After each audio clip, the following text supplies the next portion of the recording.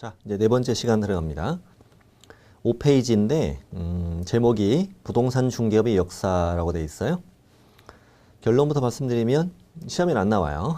시험에 안 나오는데 공인중개사 공부를 하시는 여러분께서 적어도 과거부터 지금까지 부동산 중개업이 어떻게 발전되어 왔느냐 이걸 한번 알아보자는 얘기예요. 시험에 안 나온다고 그랬습니다. 편안하게 1년에 딱 한 번 오늘 합니다. 딱 한 번.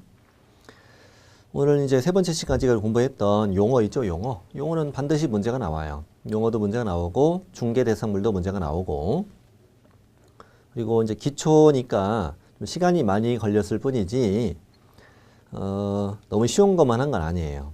할 건 거의 다 했어요. 거의 다 했습니다. 일단 오늘 배우신 건 용어가 가장 중요하고 이번 네 번째 시간에는 역사 공부한 다음에 2장 가서 공인중개사 시험 제도를 공부하고 그리고 시험에 합격하면 이제 공인중개사가 될 텐데 중개업 등록을 하기 위해서는 교육도 받아야 되거든요. 교육 제도까지 이번 시간에 공부를 하겠습니다. 먼저 부동산 중개업 역사를 보죠.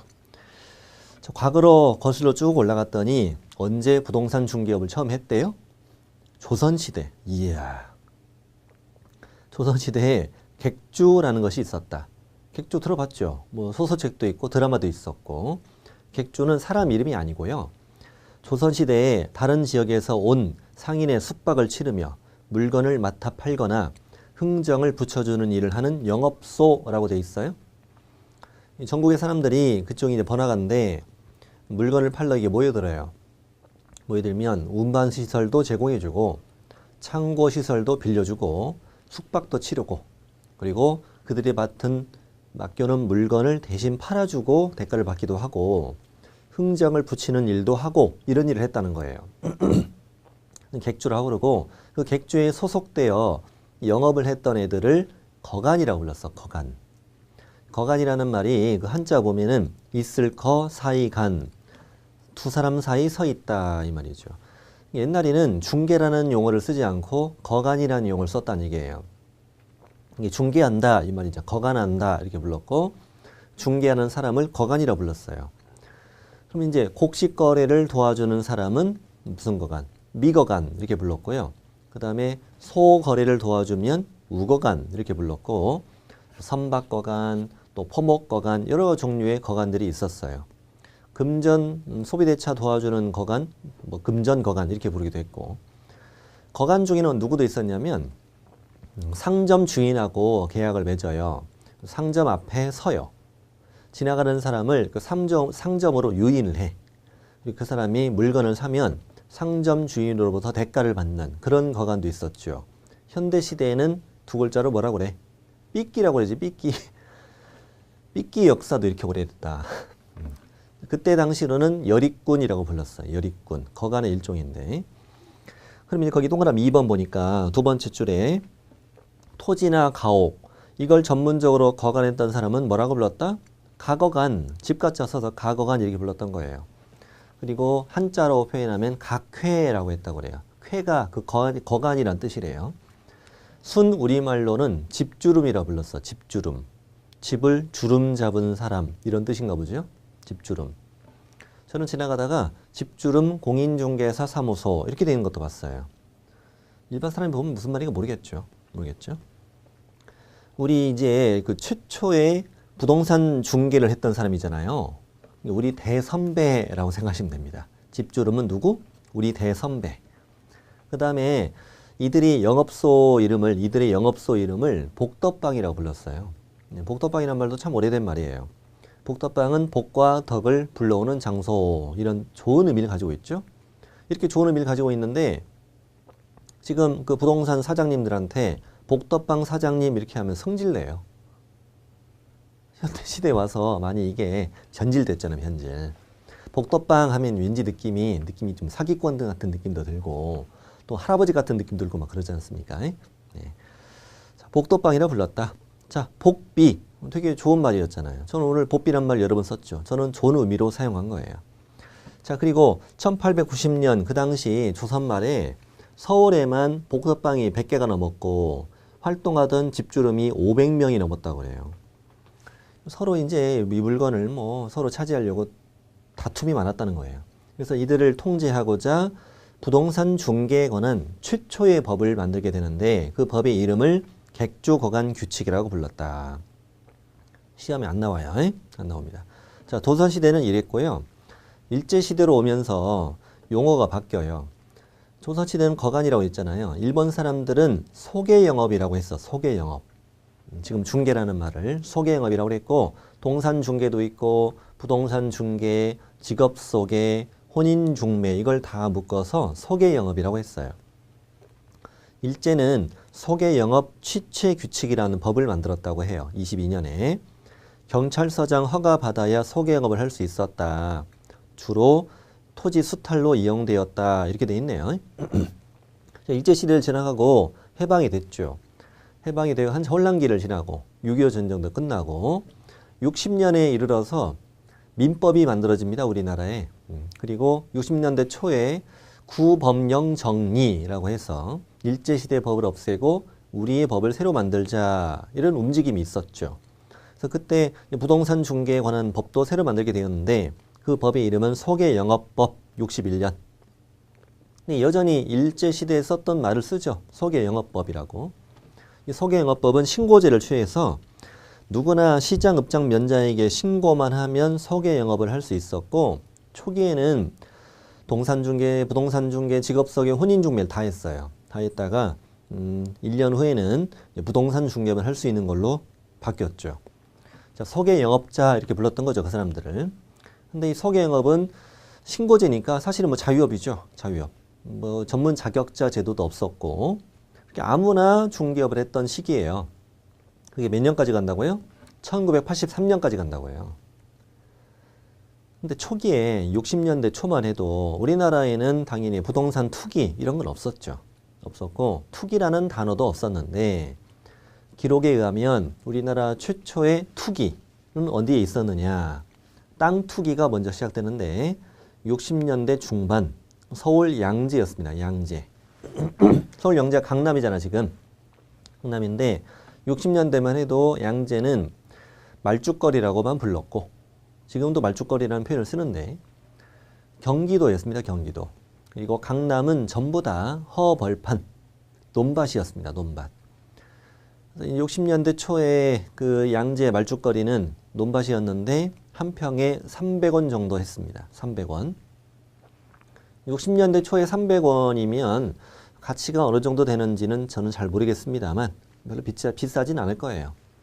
그렇게 싼 땅이었는데 그분이 왜 이제 투기가 시작됐느냐면 66년에 그 한남대교가 착공이 돼요. 한남대교가. 그리고 67년에 경부고속도로가 착공이 돼요. 이 경부고속도로 타고 쭉 올라가면 서울이 만나는데 거기가 양재고요. 양재고 쭉 타고 올라가면 첫 번째 만나는 다리가 한남대교예요. 한남대교. 강북으로 올라가는 다리. 한남대교는 그 당시는 제3 한강교라고 불렀어요. 옛날에 한강 다리를 1, 2, 3 이렇게 번호 붙였단 말입니다. 제3 한강교 노래도 있어. 노래. 강물은 흘러갑니다. 이런 노래도 있어요. 연세 좀 드신 분들은 아실 거예요.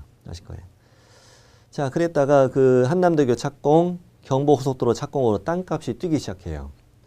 강북에 어떤 소문이 돌았냐면 말죽거리에 땅 사면 떼돈 번다 이런 소문이 돌기 시작해서 강북 사람들이 땅을 사러 거기에 이제 몰려드는데 버스도 안 다녀. 뭐 어떻게 했냐? 강북에서 동작까지 현충원이 있는 동네에 있어. 동작까지 버스를 타고 와요. 동작에서 거기까지 걸어갔어요. 하루 종일 걸어야 돼. 거기까지 가려면. 그래서 이제 땅을 산 거예요. 땅을 사서 69년에 한남대교가 완성이 되고 70년에 경부고속도로가 완성이 됐는데 그때 6,000원까지 뛰어요. 6,000원. 그래서 5년 동안 땅값이 20배가 뛴 지역이었어요. 지금은 양재가 한 평에 6천만 원 정도 합니다. 엄청 비싸죠. 한 평이 그 정도 하는데 65년부터 계산하면 20만 배가 오른 지역이다. 땅값이 20만 배. 우리 조상님은 뭐 하셨나 몰라. 거기다 땅 좀 사놓으시지. 네. 자, 어쨌든 그런 지역이었어요. 우리가 땅 투기는 벌써 60년대부터 시작이 됐다. 69년에는 투기 억제 대책이 최초로 만들어져요. 우리나라에. 투기 억제 대책 참 단순해요. 땅 팔면 무조건 차익의 50%를 세금 내라. 이게 최초의 투기 대책이 69년에 만들어집니다. 근데 그 당시만 해도 땅 투기는 했는데 아파트는 투기하고는 완전히 거리가 멀었죠. 아파트도 거의 없죠. 자, 50년대만 해도 다 단독주택 1층, 2층 이렇게 살았단 말입니다. 네, 기껏해야 2층이고 뒷산만 올라가도 서울의 지평선이 다 보였다 뭐 이렇게 얘기합니다. 네.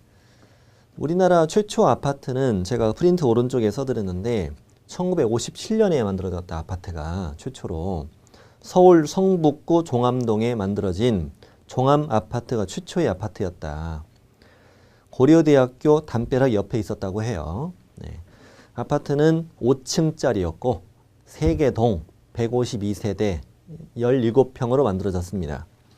그 당시 이승만 대통령이 미국물을 먹고 왔죠.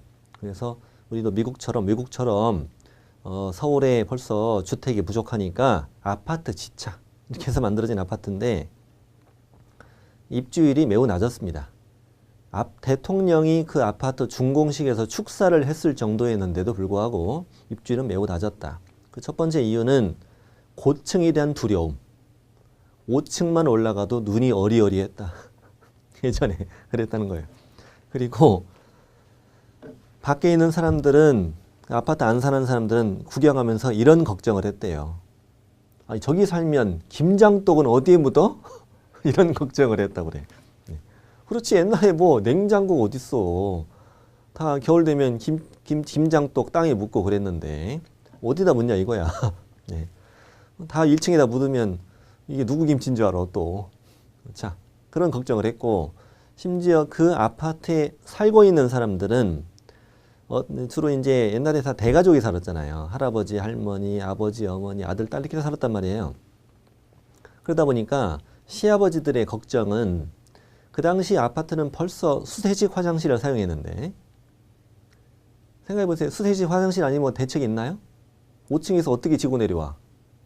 그래서 수세식 화장실을 사용했는데 시아버지들의 걱정은 며느리가 조금 전에 볼기짝을 갖다 댔던 양변기에 내가 또 볼기짝을 갖다 내야 된다는 그게 가장 걱정이었대.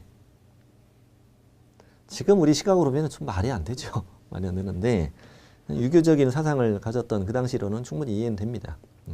그래서 신기한 구경거리에 불과했다. 아파트가. 네. 그리고 이제 최초의 단지형 아파트는 62년 마포 아파트가 지어집니다. 현재 마포 아파트는 90년대 초에 철거가 됐기 때문에 지금은 마포의 삼성 아파트 자리가 이제 그 마포 아파트인데 단지형이라는 것은 이제 아파트 건물도 있고 녹지 또 뭐 어린이 놀이터 주차 시설 이런 걸 다 갖춘 형태의 아파트가 62년에 처음 만들어졌다는 거예요. 이 마포 아파트가 처음 만들어질 때 신문에 이렇게 광고를 했어요. 이 마포 아파트는 대규모로 짓는데 500세대가 넘으니까 지금 564세대 10층으로 짓겠다. 그리고 엘리베이터를 설치하겠다. 오, 대단하죠. 60년대 초에 엘리베이터 설치하겠다고. 수세식 화장실은 기본이고 이렇게 광고했던 거죠. 신발 신고 부엌 안 가도 돼요. 뭐 이런 거. 예. 옛날에 집 밖에 화장실 있었잖아요. 그리고 중앙난방을 하는데 그 연료는 기름 보일러를 하겠다는 거야. 기름 보일러. 그리고 벽난로를 설치해 주겠다. 벽난로. 여러분 아파트 벽난로 있어요? 없잖아요. 굉장히 파격적이잖아요. 이렇게 광고를 했다가 욕을 바가지로 얻어먹었습니다. 어떤 욕을 했냐면 아니 우리나라의 전기 사정이 얼마나 안 좋은데 무슨 엘리베이터를 설치하냐. 아, 당장 때려쳐라. 욕을 바가지로 얻어먹고 결국 수정됩니다. 최종적으로 지어진 건 6층으로 계단식으로 지어졌어요. 여러분 5층짜리 계단식 아파트는 흔하죠. 흔한데 6층짜리 계단식도 있나요? 있어요. 지금도 있어요. 매우 드물게 있습니다. 6층을 올라다닌다. 장난 아니죠. 장난 아닙니다. 여러분 저도 5층짜리 계단식 아파트 살아봤는데 4층에 살았었는데요. 4층 정도 올라다니는 건 사실 일도 아니었어요. 옛날에 다 뛰어다녔어요. 그렇게 뛰어다니고. 뭐, 이 어머니들은 다 애 없고 장바구니 들고 4층 날라다니셨습니다. 다니셨는데 6층은 좀 힘들어 보여요. 힘들어 보입니다. 뭐 놓고 내려오면 또 올라가야 되죠. 6층 올라가야 됩니다. 네. 자, 그렇게 지어졌습니다. 지어졌고, 서울 수도국에서 뭐라고 그랬냐면, 우리는 한술 떠마실 물도 부족하다. 이렇게 비판을 해요. 수대식 화장실이 웬 말이냐? 뭐 이렇게 얘기한 거예요. 근데 아파트에서 수대식 화장실이 이거 아니면 대책 없다니까요. 결국엔 수대식으로 지어졌습니다. 지어졌는데, 요즘에도 수대식 화장실이 가끔 막히잖아요. 그 당시는 어땠겠어요? 이걸 뚫고 다니는 게 경비원의 하루 일과였다. 하루 종일 수대식 화장실 쭉 뚫고 다니는 게 하루 일이었다는 거예요. 그 정도로 열악했던 시절이. 네. 자, 이게 뭐라고 했겠어요?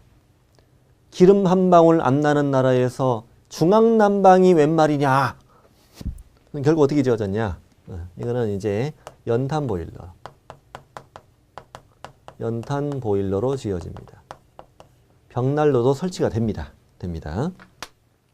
연탄 보일러가 뭐냐면은 옛날 재래식 연탄 아궁이가 아니고요. 뒷베란다에 보일러가 있습니다. 40대 이후 정도 세대시면은 연탄 보일러를 쓰신 분도 계실 거예요. 아마 집에서. 80년대 중반만 해도 연탄 보일러 썼고 뒷베란다에는 연탄을 쌓고 살았어요. 저도 그랬었어요. 뒷베란다에 보일러가 있는데 원료가 연탄이라는 얘기죠. 연탄 그 난로처럼 생긴 게 있어요. 연탄은 이제 2개 올려놓고 이제 떼요. 물을 데펴서 이제 집안에 난방을 하고 더운 물도 쓰고 이렇게 하는 거죠. 옛날에 이제 저 어릴 때도 그랬지만은 뉴스에 많이 나왔던 게 연탄가스로 사람 죽는 거, 그게 뉴스에 많이 나왔었어요. 네, 많이 나왔었습니다. 주로 이제 단독주택에서 연탄가스 중독으로 많이 죽었죠. 뉴스도 많이 나오고. 근데 이제 그 당시 62년 당시 뭐 전화가 있어, 뭐 인터넷이 있어, 입소문밖에 없는데 그래서 이 아파트에 초기 입주가 잘 안 됐어요. 10%밖에 안 됐는데 초기 입주가 안 됐던 결정적인 이유가 입소문이 어떻게 났느냐면 저기 살면 연탄가스로 떼죽음 당한다. 이런 소문이 들었어. 근데 사실 아파트는 연탄가스 안전해요. 뒷베란다하고 안에하고 이제 차단을 딱 해놓거든요. 그래서 연탄가스 안으로 안 들어와요. 배관을 밖으로 빼니까 이렇게. 그러니까 안전한데 사람이 모르니까 입소문만 나니까 이제 저기 들어가면 다 죽는다고 이렇게 소문이 돌자 심각하죠. 건설회사는 심각합니다. 그래서 이거 이제 홍보를 해야 되겠어. 우리 아파트 안전하다고. 라디오에서 아무리 떠들어봐 뭐 소용이 있겠어? TV도 보급이 많이 안 됐고. 그래서 어떻게 했냐면 극장에서 광고를 했는데 극장에 영화 시작하기 전에 비디오 틀어놓는 거 있잖아요. 거기에 영상을 광고를 했죠. 직접 우리가 실험을 해서 보여주자. 이렇게 영상을 찍었는데 어떻게 찍었냐면 어떻게 실험을 했냐면 아파트 빈집 있죠. 빈집에다가 수십 마리의 쥐를 풀어. 아파트 안에다가 쥐를 풀어놓고 보일러를 떼서 아파트에 쥐를 하룻밤 재우고 아침에 문 열고 쥐가 우르르 이렇게 나오는 거를 영상으로 찍어서 광고를 했어. 극장에서. 사람들이 영화 보려고 이렇게 앉아있다가 쥐가 우르르 나오니까 뭐 소리 지르고 난리 나가지고 욕을 바가지로 얻어먹었어 또. 저런 미친놈들이 저런 말도 안 되는 광고를 한다고 욕을 바가지로 얻어먹었어요. 그래서 이제 2차 실험이 들어가. 2차 실험. 2차 실험은 이제 드디어 인체 실험을 하기로 결정을 해. 인체 실험. 사람이 들어가자. 누가 들어가느냐? 서로 안 들어가려고 했겠지. 이제 다 죽을까봐. 누가 들어가겠냐면 관리소장이 총대 메고 들어가기로 했어. 지금 말씀드린 거 다 실화. 제가 지어낸 얘기 아니에요. 다 실화입니다.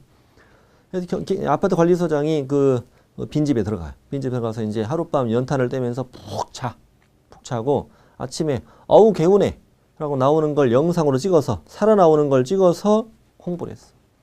그 정도로 말도 안 되는 시절이었다고 얘기해. 네. 이렇게 처음에 아파트가 인기가 없었네요. 아파트가 인기가 없었는데 70년에 이르러서는 결국 프리미엄이 붙어서 거리가 질 정도로 인기가 좋았어요. 이 아파트가요. 그 결정적인 이유는 한국영화였어요. 한국영화. 60년대 중후반에 한국 영화 열풍이 불었는데요. 지금 연로한 배우들 TV 나와서 가끔 얘기하잖아요. 나 수백 편 찍었다고 영화를 1년에 수십 편을 찍고 그런 얘기 하지 않습니까? 한국 영화 열풍이었는데 이제 한국 영화에서 그 부자들의 주거 공간으로 이 마포 아파트가 주된 촬영 장소로 이용된 거예요. 그래서 드디어 사람들은 이 마포 아파트의 내부를 보게 된 거죠. 영화를 통해서. 깜짝 놀란 거야. 아파트가 저렇게 되는구나. 신발 신고 부엌 안 가고, 신발 신고 화장실 안 가고, 목욕도 안 해서 더 더운 물로 하고, 싱크대 있고, 난리가 아닌 거야. 그래서 이제 드디어 활발하게 거래가 되고, 주로 이제 연예인들 들어와서 많이 살고, 예술가들 들어와서 많이 살고, 이렇게 해서 아파트 인기가 좋아졌어요. 좋아졌는데, 이 아파트에 이제 결국 투기는 언제부터냐? 70년대. 70년대 우리 아파트 투기가 시작되는 거 다 알잖아요. 어디? 강남 개발. 예. 그 당시 70년대만 해도 영등포가 잘 나가는 동네. 그 다음에 강북이 또 이제 잘 나가는 동네고, 강남은 다리도 별로 없고, 다 논밭이었습니다. 허허벌판이었습니다. 그래서 이제 강남은 지금도 영동이라고 부르는데, 영동 지역이라고 부르죠. 영동 동네라고 그렇게 부르잖아요. 영동은 무슨 말이냐면 영등포의 오른쪽 동네라는 뜻이야, 그냥. 네, 그렇게 불렀어요. 또 지명도 따로 없는 거야. 지명 따로 없고, 버스도 안 다니고. 개포동 지금 엄청 잘 나가는 동네. 집값도 무지하게 비싸고. 초기에 개포동을 뭐라 불렀냐? 가면 밥 먹을 데도 없어서 개도 포기한 동네 이렇게 불렀어요. 말도 안 되죠.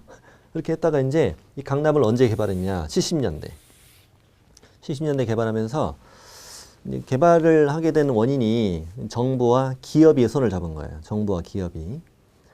우리나라 이제 건설회사가 베트남에 진출했었어요, 그때. 그 베트남 전쟁이 끝나고 재건 사업을 하러 들어갔다가 미군이 철수함과 동시에 우리나라 건설회사도 같이 철수를 할 수밖에 없었죠. 철수를 하면서 갑자기 돈줄이 끊긴 거야. 국내에서 이제 돈 벌 궁리를 하다가 정부를 꼬드겨서 강남을 개발한 거예요. 강남 개발해서 강남을 처음에 개발할 때는 강북 지역에는 건축물 허가 이런 것도 매우 엄격하고 잘 내주지 않았어요. 이쪽에는 허가를 잘 내주지도 않고 이쪽에 규제를 확 푸는 거야. 확 풀어서 옛날에 그전에 허벌판에 누가 땅 살라고 해서 지금도 뭐 주저주저 하는데, 그래서 이제 공무원 시켜서 막 땅 사게 하고 친척들 동원해 땅 사게 하고 막 그랬단 말이에요. 그렇게 해서 땅을 이렇게 사게 됐죠. 그리고 이쪽에 개발을 하려고 이제 노력하고, 그래서 한강을 따라서 쭉 아파트가 지어져요. 강남에서 저기 잠실까지 쭉 지어져요. 아파트가 지어지는데, 이 아파트가 이제 일단 가격이 쌌어, 그 당시는. 왜냐하면 수직으로 높이 올라가니까. 올라가기 때문에 단독주택 대비해서 가격이 60에서 70% 정도였다, 가격이. 네. 그래서 이제 여기에 이제 대규모 투기 바람이 들어와요. 들어오는데, 그때 이제 등장했던 게 복부인이 등장을 하죠. 복부인이라고 많이 들어봤죠? 들어봤어요. 그냥 투기하는 아줌마들이라고 생각하시면 돼요. 지금은 청약통장 가입하고요. 그리고 청약 가점제도 있고, 한 사람이 한 채 분양 신청만 되고요. 당첨이 되면 또 일정 기간 당첨이 또 안 되고 그러지 않습니까? 그 당시에는 그런 제도가 없기 때문에 한 사람이 여러 채 분양 신청하는 게 됐었어요. 그래서 한 단지, 하나의 단지가 이제 분양을 할 때 한 사람이 10채 신청하고 20채 신청하고, 기록에 의하면 한 사람이 200채를 신청하는 기록도 있어요. 한 단지 200채면은요, 거의 동 4개를 내가 다 먹겠다는 얘기지. 계약금이 한 100만 원 정도 했는데 70년대 벌써 2억이나 되고 2억을 내고 계약을 한 거예요. 200채 분양 시점에서. 그래서 엄청나게 경쟁률을 높여서 분양을 받고, 경쟁이 높으니까 가격이 올라가죠. 그래서 피 붙여서 팔고 뜨는 거예요. 엄청 벌었죠. 돈 엄청 벌었습니다. 네. 기록에 의하면은 78년이 가장 피크인데요. 78년에 서초동의 우성 아파트 분양가가 1,700만 원이었어.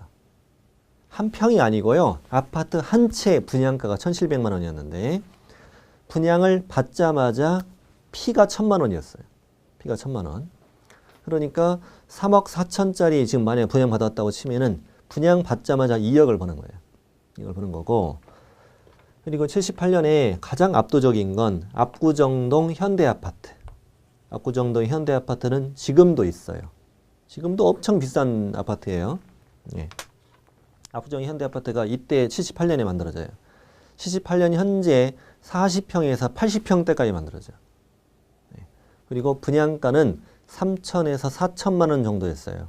3천, 4천만 원 정도 있는데 분양 받자마자 피가 5천이었어요. 피가 5천. 그러니까요. 지금으로 보면 3억짜리 분양을 받았다 내가. 분양 받자마자 5억 버는 거예요. 5억 버는 거예요. 그렇게 심각했어요. 이게 그렇게 심각했어요. 그리고 이제 이 압구정 현대아파트는 당연히 그 현대건설이 승인 받아서 지어진 건물이잖아요. 근데 현대건설이 처음에 승인 받을 때 어떤 조건을 걸었냐면은 대규모 단지 승인을 받기 위해서 전체 세대 중에 900세대는 전체 수천 세대 중에 900세대는 현대건설의 무주택 사원들에게 우선 분양을 해주겠다 이런 조건으로 승인을 받았어요. 근데 900세대 중에 220세대를 뇌물로 상했어. 뇌물. 공무원들에게 부정으로 분양을 시켜줬단 말이에요. 그래서 이게 걸렸지. 이게 걸려가지고 그 당시 현대건설 회장이 지금 정몽구 회장이에요. 78년 그때 구속되셔. 벌써 구속되십니다. 그렇게 70년대 강남 개발, 80년대는 각종 신도시 개발 지금까지 쭉 이어졌죠. 자, 이 아파트 투기는 역사가 이렇습니다. 근데 문제가 뭐냐면 그 70년대 아파트 투기의 그 중심에 있던 사람들이 누구냐? 바로 복덕방 아저씨들이었다. 중개업이 자유업이었다. 자유업. 그게 가장 큰 문제예요. 그래서 이 부동산 관련 그 법도 강력한 규제가 필요하다. 그래서 만들어진 법이 오른쪽에 83년 부동산 중개업법이 드디어 만들어진다. 부동산 중개업법이 1983년 12월 30일 만들어지고 공인중개사 제도 도입하고 중개업에 허가제를 도입한다. 허가제. 허가제는 뭐냐? 증을 따도 허가가 나올지 안 나올지는 몰라. 그게 허가제예요. 허가제. 그 당시는요. 그 지역별로 중개사무소에 수를 제한했어. 수를 제한해서 수가 딱 차면 허가 안 나와요. 누가 관둬야 돼. 아파트 단지, 지금 아파트 단지 새로 되면요. 상가 어떻게 돼요? 1층 다 부동산 도배되잖아요. 도배되는데 지금 당시에는 아파트 단지 들어오면은 상가에 부동산 하나밖에 허가 안 나와요. 하나밖에. 그 정도로 규제가 심했어요. 심했다가 제가 아까도 말씀드렸는데 전 시간에 90년 1월 1일부터는 법인과 공인중개사에게만 허가를 내줬다. 그리고 89년 12월 31일까지 자격 없이 중개업하던 사람들 그 이후에도 중개업하게 해줬다. 부칙상 개공 아저씨라고 그랬죠. 돌아가시거나 폐업할 때까지 할 수 있다. 그러다가 99년에 허가제가 등록제로 바뀌어요. 99년이 그 DJ 정권 때인데 규제 완화를 많이 해줬거든요. 이 허가를 받는 건 좀 부당하다 이거야. 아니 힘들게 자격증을 땄는데 무슨 허가를 또 받냐. 그래서 시장에 맡기자. 그래서 원하면 등록 다 해준다 이거야. 지금은 그 뭐냐면 지금은 요건에 적합해 들어오면 무조건 등록이 나옵니다. 그리고 이 공인중개사법이라고 명칭이 바뀐 게 2015년이에요. 얼마 안 됐어요. 이 공인중개사 협회에서 오랫동안 정부에 요청했던 게 우리 공인중개사법이라고 바꿔달라고. 아니 의사는 의사법이고 변호사는 변호사법인데 왜 우리는 부동산 중개업법이냐. 이름 바꿔달라 했던 게 2년밖에 안 됐어요. 2015년에 공인중개사법으로 명칭이 바뀝니다. 여기까지가 부동산 중개업의 역사입니다. 역사. 1년 동안 딱 한 번 한다고 그랬죠. 자, 그러면 이제 6페이지로 갑시다. 6페이지는 공인중개사 제도, 시험제도 배워요. 시험제도. 지금까지 우리는 용어 배우셨어요. 용어. 중개, 중개업, 공인중개사, 개업공인중개사, 소속공인중개사, 중개보조원. 중개대상물이 뭔지도 알았고 이제 중개업을 시작하기 위해서 공인중개사 제도를 시작하는 거예요. 공인중개사 시험제도. 자격시험의 절차. 자격시험은 누가 주관하고 어떤 과정으로 시험을 보고 자격증은 누가 주느냐 이런 내용이에요. 자, 먼저 1번. 거기에 양거로 1번. 시험 시행 기관장. 우리 공인중개사 자격시험은 누가 주관하냐 이거예요. 1번. 공인중개사가 되려는 자는 시도지사, 특별시장, 광역시장, 도지사, 특별자치도지사, 여기를 시도지사라고 하죠. 시도지사가 시행하는 공인중개사 자격시험에 합격하여야 한다. 그래서 시험시행기관장은 원칙은 누구다? 시도지사다 이 말이에요. 원칙은 시도지사. 국토부 장관이 아니에요. 원칙이. 의외죠? 국장일 줄 알았는데 아니고 시도지사가 자격시험의 시험시행기관장이에요. 원칙이. 결국 이따가 자격증을 시도지사가 줘요. 그 말은 무슨 말이냐면 시도별로 공인중개사를 관리하는 거예요. 서울에서 시험을 보시면 서울특별시장이 자격증을 줘요. 경기도의 주소를 갖고 경기도에서 시험을 보면 경기도지사 찍혀있는 자격증이 나온단 말이에요. 그래서 시도지사가 각 지역에 있는 공인중개사를 관리해요. 근데 이제 시군구청장이 관리하면 관리는 더 잘 될 텐데 자격증의 품위가 떨어져요. 자격증에 뭐 송파구청장 찍혀 나오면은 품위가 떨어지잖아요. 그래서 시도지사 이렇게 찍혀 나와요. 그나마 품위도 살고 이런다는 얘기예요. 관리는 시도지사, 시도별로 관리를 한다. 자, 그런데 문제는 뭐냐면 시도지사가 자격시험을 시행하면 각 지역별로 시험의 균형 위지가 안 될 수 있다 이 말이에요. 아니 어떤 시도는 문제가 쉽고 어떤 시도는 문제가 어렵고 이럴 수 있잖아요. 우리 서울, 경기, 강원도, 충남, 충북 시도지사가 다 시험 시행 기관이 다 다르니까 이런 문제가 생길 수 있단 말이죠. 그래서 이제 소문이 돌죠. 야, 제주도가 쉽대. 그럼 비행기 타고 시험 보러 가야 되잖아. 말도 안 되는 문제가 생기니까 시도지사가 시행하면 균형 유지가 안 될 수 있다. 그래서 동그라미 2번. 국토교통부 장관은 공인중개사 자격시험 수준의 균형 유지 등을 위하여 필요하다고 인정하는 때에는 대통령령이 정하는 바에 따라 직접 시험 문제를 출제하거나 시험을 시행할 수 있다. 그래서 예외적으로 국토부 장관이 직접 자격시험을 시행할 수도 있다 이 말이에요. 근데 예외이기 때문에 지금까지는 계속 시도지사가 시험을 시행해 왔어요. 국토부 장관이 시험을 주관한 적은 한 번도 없어요. 그럼 아까 같은 문제는 어떻게 해결하지? 이 말이죠. 위탁을 해, 위탁. 시험을 위탁합니다. 누가? 시도지사가. 시험시행기관장이 시험을 위탁해요. 나중에 배우니까 안 적어도 되는데요. 첫 번째는 협회에다가 위탁할 수 있다. 협회에 위탁할 수 있고, 두 번째는 공기업이나 준정부기관에 위탁할 수 있다. 이렇게 배워요, 나중에. 협회에는 자격시험을 위탁을 받은 적이 한 번도 없어요. 한 번도 없고, 지금 공기업이나 준정부기관에 위탁을 하고 있는데, 그 어디예요? 그 산업인력관리공단을 말하는 거예요. 전국의 시도지사가 산업인력관리공단에 시험의 업무를 위탁하는 거죠. 위탁을 하면 산업인력관리공단에서 위탁을 받아 전국적으로 똑같은 일정과 똑같은 문제로 시험을 볼 수 있도록 하는 거예요. 그렇게 되는 겁니다. 네. 그래서 이제 여기서 공부하는 건 이것만 알면 됩니다. 시험시행기관장 원칙은 누구? 시도지사다. 예외는 누구? 국토부 장관이다. 이러시면 돼요. 자, 응시 자격. 이 법에는 시험을 못 보는 사람이 두 사람 적혀 있어요. 두 사람. 첫 번째, 공인중개사 자격이 취소된 후 3년이 경과되지 아니한 자는 공인중개사가 될 수 없다. 시험을 못 본다 이 말을 공인중개사가 될 수 없다 이렇게 표현합니다. 자격 취소. 뭔가 크게 잘못한 거죠. 어떤 경우에 자격 취소가 되느냐. 한 가지만 말씀드리면 자격증을 뭐 했을 때. 그렇죠. 빌려준 거죠. 자격증을 대여 이런 거 하다 걸리면 자격 취소가 돼요. 자격 취소가 되면 몇 년 동안? 3년 동안 시험 못 본다 이 말입니다. 어려운 건 아니죠. 동그라미 2번. 시도지사나 국토부 장관은 시험에서 부정한 행위를 한 응시자에 대하여는 그 시험을 무효로 하고 그 처분이 있은 날부터 5년간 시험 응시 자격을 정지한다. 한마디로 컨닝하다 걸렸다는 얘기죠.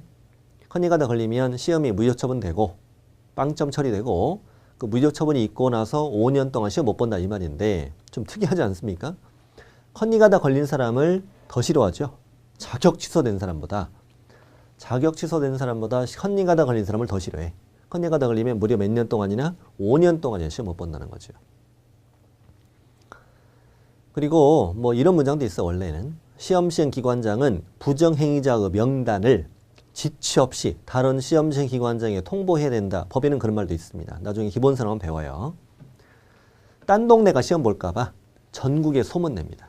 전국에 소문을 다 내. 딴 동네가 시험 볼까 봐 친구한테 전화 올 수도 있어요. 야, 너 걸렸더라? 걸릴 수도 있어요. 네, 전화 안 옵니다만. 시험 못 보는 사람 몇 사람? 2사람. 2사람 빼면은 시험을 다 볼 수 있어요. 예를 들어서 미성년자 공인중개사 시험 볼 수 있다 없다? 있어요. 착각할 수 있어요. 우리가 미성년자가 무슨 시험을 봐? 근데 생각해보면 미성년자가 이 공부를 못하게 할 이유는 없잖아요. 해도 돼요. 하고 싶을 때 어떻게? 하고 싶다는데 하게 해줘야지. 딸 수 있어요. 딸 수 있습니다. 다만 성년이 될 때까지 등록이 안 돼요. 아, 그렇지. 그래야지. 아니 13살인데 공부를 너무 잘해. 그래서 합격을 했어. 근데 13살 엄마가 걔 옆에 돈 벌어와. 아, 이건 아니잖아. 이건 아니잖아. 그래서 성년이 될 때까지 등록은 안 돼요. 증을 따는 건 되지만. 자, 외국인 공인중개사 들 수 있다 없다? 있어요. 있어. 안 말려. 다만 따기 어렵죠. 우리도 힘든데. 자, 2명 빼고 시험 못 보는 사람은 없어요. 자, 그리고 이 밑에 2번 시험에 합격하면 이제 자격증을 주는데 이제 중간 과정은 제가 다 뺐습니다. 뺐고요. 법에는요. 시험을 1년에 몇 번 본다 이런 말도 써 있고 한 번 이상 본다고 써 있어요. 시험 과목은 뭐다. 그 다음에 뭐 그 1차 과목은 채점 어떻게 합격자를 결정하는지 꽈락 없이 60점. 2차 과목도 뭐 어떻게 합격자 결정하는지 꽈락 없이 60점. 이게 다 규정돼 있어. 법에 다 규정돼 있고 이제 합격을 합니다. 시험 보는 합격하는데 시험 보는 날이 아침에 이제 교실에 9시 입시를 하고 9시 반에 시험을 시작해요. 1차 시험은 이제 11시 반에 11시 10분에 끝나죠. 11시 10분에 끝나면은 12시간 휴식이에요. 휴식인데 이제 4시간 시험 봐야 되니까 간단히 요기 좀 해야죠. 간단한 거 좀 드시면 돼요. 뭐 불고기 있잖아요. 그런 거 간단히 드시면 돼요. 삼겹살 이런 거 드시면 되고. 그럼 다음에 이제 또 입시를 또 하고 12시 입시를 하고 12시 반에 또 시작하고 하고 이제 2시 10분까지 또 시험 보고 또 휴식했다가 3시부터 4시까지 또 시험 보고 이렇게 합니다. 그런데 이제 4시에 시험을 딱 끝나면은 이미 1차 정답은 다 나와 있어요. 인력공단에서는 6시에 발표하는데 우리 1차 과목 선생님들이 문제를 풀어서 정답을 홈페이지에 올려놔요. 올려놓으니까 4시에 시험을 딱 끝나면 교실을 떠나지 말고 바로 휴대폰을 켜서 1차 정답을 확인하고 교실에 앉아서 채점을 하세요. 시험지를 갖고 나오니까 채점을 합니다. 채점해서 1차 과목 합격하고 집에 가시면 돼요. 집에 가시면 이제 중개사법 공법은 이제 3시에 끝난단 말입니다. 아니 2시 10분에 끝납니다. 이제 저도 이제 여기 무크랜드 회사로 와서 이제 시험지를 기다리고 있어요. 초조한 마음으로 시험지 기다리고 있습니다. 시험지가 도착합니다. 도착하면 문제를 저도 풀어 이제 저도 풀고 이번 28회 시험에도 제가 4시에 정답을 발표했습니다. 4시에 발표했는데 다행히 한 문제도 안 틀렸더라고요. 제가 다행히 40개 다 맞추고 발표했습니다. 발표했고 공시세법은 5시 정도면 나와요. 정답이 나옵니다. 그리고 결국 뭐냐? 우리는 해 떨어지기 전에 합격을 한다.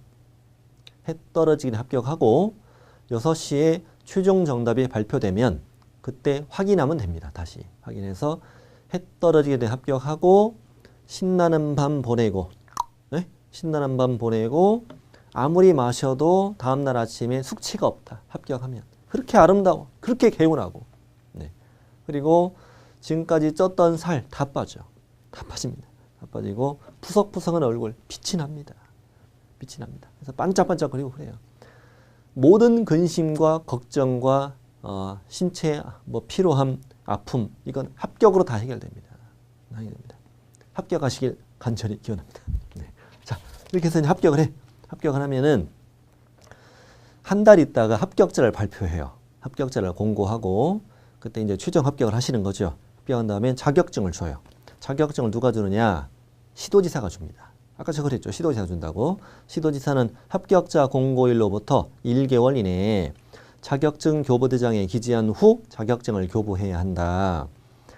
이건 시험에도 잘 나와요. 이게 26회, 27회 시험에서는 2개월 이게 정답이었고, 그리고 앞에 시도지사 이런 것들은 뭐 국토부 장관 이렇게도 잘 나와요. 자격증 누가 주는 거예요? 시도지사가. 자, 2번은 자격증을 분실 훼손해 재교부를 받고자 한다면 재교부 신청서를 내야 되는데 어떤 시도지사에게 낸다고? 자격증을 교부한 시도지사에게 재교부를 신청하는 거예요. 처음에 줬던 데 가서 달라고 해야 돼요. 잃어버리면. 딴 동네 가다 하면 안 줘요. 자, 그리고 당연히 오른쪽에 이 자격증 받으신 건 양도되어 이런 거 하시면 안 되죠. 안 되는데, 자, 1번. 공인중개사는 다른 사람에게 자기의 성명을 사용하여 중개 업무를 하게 하거나 또 자기의 자격증을 양도 또는 대여해서는 안 된다 이 말이에요. 이건 총 3문장입니다. 다른 사람에게 자기의 성명을 사용해 중개업을 하게 하면 안 된다. 자격증을 양도해서는 안 된다. 자격증을 대여해서는 안 된다. 그렇지, 다른 사람이 내 이름을 사용해서 중개업을 한다면 그것도 자격증을 빌려준 거나 마찬가지인 거죠. 네. 이걸 위반하면 뭐 준다? 자격 취소. 지금부터 용어 좀 익힐게요. 자격 취소 같은 걸 뭐라고 하냐면 행정처분이라고 해요. 행정처분. 자, 이 자격 취소는 누가 줄까요? 그렇죠. 시도지사가 줍니다. 자격증을 준 사람이 때려야죠. 이렇게 행정기관이 하는 처분을 뭐라고 한다? 행정처분이라고 해요. 자격 취소 받아요. 자, 뿐만 아니라 1년 이하의 징역 또는 1,000만 원 이하의 벌금에 처하는데, 아까 두 번째 시간에도 나왔었죠. 이게 이런 건 행정형벌이라고 해요. 행정형벌. 그냥 형벌 이렇게 해도 돼요. 가운데는 이게 밋이잖아요. 밋. 이게 두 개 다 준다는 얘기죠. 근데 징역과 벌금은 하나만 준다는 얘기고, 그럼 이제 왼쪽도 받고 오른쪽도 받는다는 얘기인데, 이 사람은 세게 받으면 자격 취소와 징역이죠. 약하게 받으면 자격 취소와 이제 벌금이 되는 거죠. 이렇게 행정처분도 주고 행정형벌도 주는 걸 뭐라고 표현하냐면 병과라고 표현해. 병과. 그럼 시험에 이런 질문도 나와요. 한 가지 위반 사유로 행정처분과 행정형벌을 병과할 수 있다. 맞다고 해야 돼. 모든 사유가 그런 건 아니고 이 사유는 이것도 받고 이것도 받는 사유라는 얘기예요. 우리 현재 기초이론을 하니까 이런 걸 잘 알아야 돼. 이런 걸. 이런 용어들을 잘 익혀놔야 됩니다. 자, 그리고 또 하나 2번. 누구든지 다른 사람의 자격증을 양수하거나 대여받아서 사용하면 안 되겠죠. 이 사람은 빌린 사람이니까 자격 취소는 없죠. 없고 오른쪽에 형벌만 받는 거예요. 형벌만. 행정형벌만 받는 거고요. 3번. 공인중개사가 아닌 자는 당연히 명함에 공인중개사 또는 이와 유사한 명칭을 쓰면 안 되겠지. 안 되겠지. 예전에 공인중개사가 아닌 자잖아요. 아니기 때문에 형벌만 받아요. 공인중개사라고 써도 안 되고 공인중개사와 유사한 명칭을 써도 안 됩니다. 유사하게도 쓰면 안 된다. 1년 이하 징역 또는 1,000만 원의 벌금, 행정형벌만 받는다. 이렇게 된 자격증을 받았어요. 받았고 이제 마지막 페이지. 이제 중개업의 등록은 이제 다음 시간에 할 텐데, 이제 등록을 하기 위해서는 교육을 받으셔야 된다. 교육의 종류가 크게 3가지가 있어요. 원래 4가지인데 오늘 3가지만 배워요. 첫 번째는 실무교육이 있고, 그 다음에 이제 두 번째는 직무교육. 순서 본 거예요. 직무교육. 세 번째는 연수교육. 그다음에 이제 교육의 이름 바꿔치기 이렇게 문제가 잘 나와요. 자, 실무교육과 직무교육은요. 직무교육은 내가 중개업을 하기 전에 미리 받는 교육이라고 생각하시면 돼. 실무교육과 직무교육은 중개업 하기 전에 미리 받는 교육. 연수교육은 느낌 자체가 현업 중에 받는 교육인 거잖아요. 현업을 하면서 정기적으로 받는 교육이 연수교육이고. 그리고 결론부터 말씀드리면 직무교육은 중개보조원이 되고 싶을 때 미리 받는 거고, 중개보조원만 받는 거고, 나머지 사람들은 전부 다 실무교육을 받아야 돼요. 증이 있는 애들은 전부 다 실무교육을 받습니다. 실무교육을. 그리고 실무교육을 받은 애들만 2년마다 계속 뭘 받아라? 연수교육을 받아라. 이렇게 생각하시면 돼요. 자, 읽어보죠. 양가로 1번. 실무교육의 대상자와 실시권자. 동그라미 1번. 중개사무소 개설 등록을 신청하려는 자. 그 자는 공인중개사죠. 중개사무소 개설 등록을 신청하고 싶은 공인중개사 이 말이에요. 이 사람 언제 받으라고요? 등록 신청일 전 1년 이내. 오늘이 등록 신청일이면 거꾸로 1년 이내 받은 적이 있어야 한다는 거예요. 자, 그래서 실무교육을 받았어요. 실무교육은 주로 언제 시작하냐면 합격자 공고가 우리 시험을 10월 말에 보잖아요. 11월 말에 합격자를 공고한단 말입니다. 그 다음 주부터 바로 나눠져요. 12월 초에 자격증을 받아요. 자격증 받는데 자격증을 받는 그 주부터 바로 실무교육을 시작해요. 실무교육은 초기에 가장 마감이 잘 돼요. 마감이 잘 됩니다. 그러니까 이제 보통 한 달 전에 미리 신청해놔요. 합격을 할 것을 예상해서 미리 신청해놔요. 예. 자, 그래서 등록을 신청하기, 등록 신청일 전 거꾸로 1년에 받아야 돼. 오늘 실무교육 받았어. 실무교육을 받았는데 1년도 넘도록 난 등록을 못했다. 그럼 어떻게 해야 돼? 다시 받아야 돼요. 다시 받아야 되니까 자격증을 딴 김에 홧김에 받으면 안 되고 내가 어떤 계획이 있을 때 받는 거죠. 그 다음에 동그라미 2번. 법인의 대표자, 사원 또는 임원은 전원 다 받으라. 전원. 그 전원이 사실 되게 중요한 부분인데 왜냐하면 아까 대표자는 공인중개사이 되죠. 대표자를 제외하고 임원, 사원은 3분의 1 이상이 공인중개사이면 되잖아요. 그러면 공인중개사이든 아니든 실무교육은 다 받으라는 얘기거든요. 이게 주의할 점이에요. 여기만 공인중개사가 아닌 자도 실무교육을 받아야 돼요. 법인은 대표자, 임원, 사원은 전원 다 받아라. 언제? 등록 신청일 전 1년 이내 받아라. 3번. 분사무소는 우리 다음 주에 배우는데 법인인 계곡만 둘 수 있어요. 그 분점 생각하시면 되는데 이 분사무소는 그 지점장을 책임자라고 불러요. 그리고 책임자는 꼭 공인중개사여야 돼요. 그래서 분사무소는 책임자는 분사무소는 설치 신고를 하기 때문에 설치 신고일 전 1년에 받는다. 지금은 잘 모르니까 분사무소 누가 받는다? 책임자가 받는다 이렇게 생각하시면 돼요. 동그라미 4번. 모든 소속 공인중개사는 다 받아야 돼요. 결국은 자격증 있는 애들은 다 받잖아요. 근데 소공은 고용신고를 하기 때문에 고용신고일 전 1년 이내 이렇게 하셔야 돼. 고용신고일 전 1년 이내. 다 1년 이내인데 등록하는 애는 등록신청일, 분사무소는 설치신고일, 소공이면 고용신고일이라고 말이 바뀌는 것뿐이에요. 아무튼 거꾸로 1년 이내 받아라. 누가 실시한다?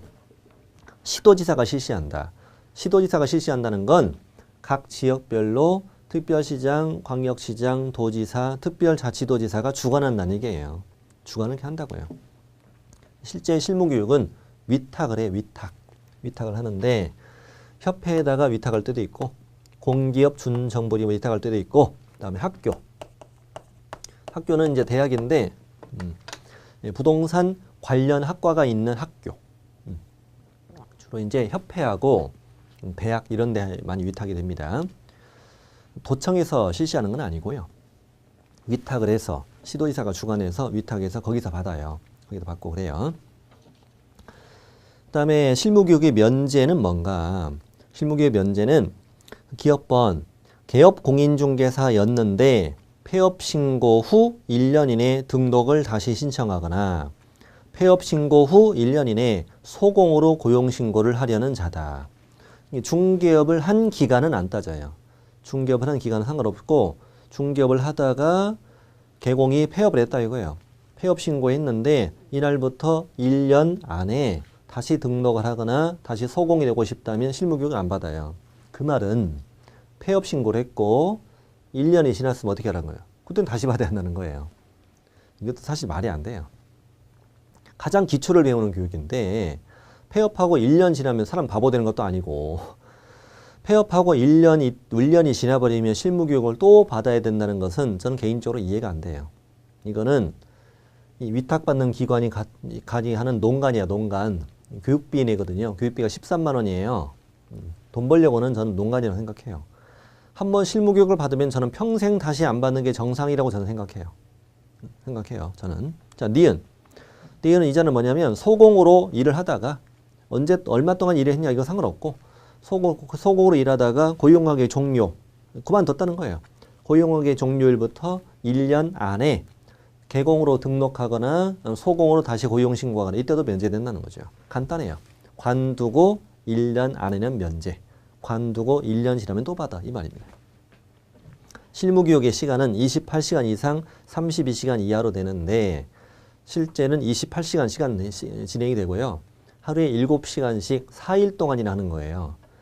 월, 화, 수, 목 아니면 화, 수, 목, 금 4일 동안 교육을 받아야 돼요. 물론 협회에 신청해서 이제 그 동영상 강의를 몇 시간 들으면 하루 면제를 받기도 해요. 면제가 받긴 하는데 실무교육을 현장 가서 직접 받으셔야 된다. 4일 동안이나 교육비도 내야 된다. 밥도 사 먹어야 된다. 내가 밥도 안 준다. 밥은 줘야지 인간적으로. 자, 그리고 마지막 날 시험도 본다. 시험 보는데 60점 안 나오면 수료증이 안 나와. 수료증이 안 나오는데 걱정할 필요 없는 게 떨어지면 붙을 때까지 재시험을 봐요. 같은 문제로. 2번 떨어지면 개망신 나갑니다. 꼭 붙으셔야 됩니다. 네. 자, 직무교육 다 붙어요. 걱정하지 마세요. 떨어진 사람 한 명도 없어. 첫 시험에 다 붙어요. 네. 자, 직무교육은요. 누가 받는 교육? 중개보조원이 받는. 중개보조원이 되고 싶을 때 미리 받는 교육이다. 자, 1번 중개보조원은 고용신고일 전 1년 이내에 시도지사 또는 등록한정에 실시하는 직무교육 받아야 한다. 중개보조원만 받는 거 알겠는데 자, 오늘이 고용신고일이면 거꾸로 1년에 받으라는 얘기고 특이한 건 시도지사 또는 등록한정이라고 되어 있어요. 직무교육은 3시간, 4시간 밖에 안 해요. 그러니까 이제 도청까지 가려면 너무 머니까. 너무 멀기 때문에 가까운 시군구 안에서도 할 수 있도록 한다. 이거죠. 그게 등록한정이잖아요. 다음 2번. 고용관계 종료 신고 후 1년 이내에 고용신고를 다시 하려는 자는 직무교육이 면제된다. 이게 됩니다. 시간은 3시간, 4시간 밖에 안 됩니다. 네. 밥도 안 주는가 보군요. 네. 오전이 끝나겠네요. 교육비는 4만 원 정도 됩니다. 되는데 사장님이 쏘면 되죠. 뭐. 고용신고 우리 고정원 같이 일하기로 했으니까 받고 오시라고. 봉투 딱 주고 10만 원 채워서 주고 맛있는 거 사 먹고 오시라고. 이 정도 해줘야지 뭐예요. 네? 사장님 해줘야지. 직무교육을 받고 보조원은 평생 다시 교육 받을 일이 없습니다. 보조원만 한다면. 보조원은 직무교육 받고 영영 교육을 받지 않아요. 왜냐하면 중개보조원이 뭐 중개업 할 것도 아니잖아요. 보조만 할 거니까 추가로 받는 교육은 없어요. 없고 실무교육 받은 애들만 무슨 교육을 받아라. 연수교육을 받아라. 이제 오른쪽 연수교육입니다. 자, 개업 공인중개사와 소속 공인중개사는 그 실무교육을 받고 몇 년 받아? 2년마다 시도지사가 실시하는 연수교육을 계속 받아라. 2년마다 계속 받아야 돼요. 2년마다. 그렇군요. 깜빡하고 연수교육 안 받으면 제재를 받겠네요. 그래서 밑에 2번. 정당한 사유 없이 연수교육을 받지 않으면 시도지사가 무려 500만 원 이하의 과태료를 쳐요. 그렇군요. 잊지 말고 꼭 받아야 되겠네요. 근데 깜빡하고 얘가 안 받을까 봐 3번 알려줘요. 시도지사는 연수교육을 실시하려는 경우 실무교육 또는 연수교육을 받은 후 2년이 되기 2개월 전까지 교육의 일시장소 내용 등을 대상자에게 알려준다 이거예요. 깜빡하고 안 받을까 봐 적어도 2달 전엔 알려줘야죠. 연수교육은 한 달에 한 번 정도밖에 없거든요. 이틀짜리 교육이에요. 12시간, 16시간. 시간 다 외워야 돼요. 나중에 다 쉽게 다 외워집니다. 시험에는 이제 이런 교육의 이름을 바꿔치기만 해요. 이름 바꿔치기. 예를 들면 공인중개사는 등록 신청일 전 1년 이내에 직무교육을 받아야 한다. X. 중개보조원은 고용신고일 전 1년 이내에 연수교육 받아야 한다. X. 이렇게 이름 바꿔치기 하고 또 중개보조원은 2년마다 계속 연수교육을 받아라. 틀려. 또 교육의 시간 바꿔치기. 실무교육은 28, 32. 실무교육은 32를 일단 외워놔요. 연수교육은 12, 16. 이거의 반절. 보조원이 받는 건 짧어. 3, 4. 이렇게 됩니다. 이렇게 하면 이렇게 외우면 다 외워집니다. 외워지고요.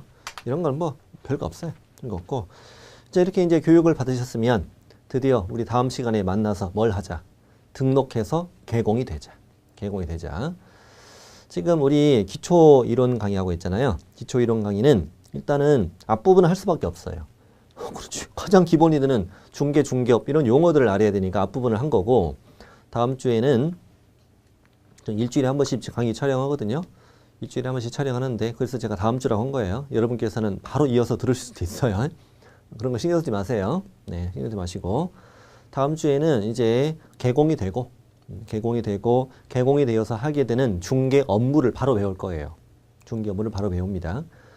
뭐 확인 설명하고 아니 중개 계약하고 확인 설명하고 확인 설명서 작성하고 거래 계약서 작성하고 이런 일들을 바로 배우시게 되고요. 마지막 주에는 부동산 거래 신고법 우리 공인중개사법 말고 그쪽에 신고 허가 제도도 공부를 할까 해요. 그래서 기본 이론은 기초 이론은 그렇게 지금 진행을 하려고 계획 중입니다. 프린트로만 진행이 됩니다. 저는 다음 주에 뵙겠습니다. 여러분께서는 언제 뵐지 모르지만 네. 서로 소통을 잘 하는 게 좋아요. 네. 이렇게 모니터만 보고 공부를 하면은 그게 거리가 멀어 보이잖아요. 여러분 저는 그런 거 싫어요. 이왕이면 우리 뭐 소통하면서 서로 얘기도 나누면서 그래서 밴드 가입하시고 하시고 알림이 자주 뜨니까 그러면 이제 알림 꺼놓으면 되죠 뭐. 알림 꺼놓으면 되니까 필요할 때 한 번씩 구경하시고 할 말이 있으면 한마디 하시고 하시면 됩니다. 다음 시간에 뵙겠습니다. 수고하셨습니다.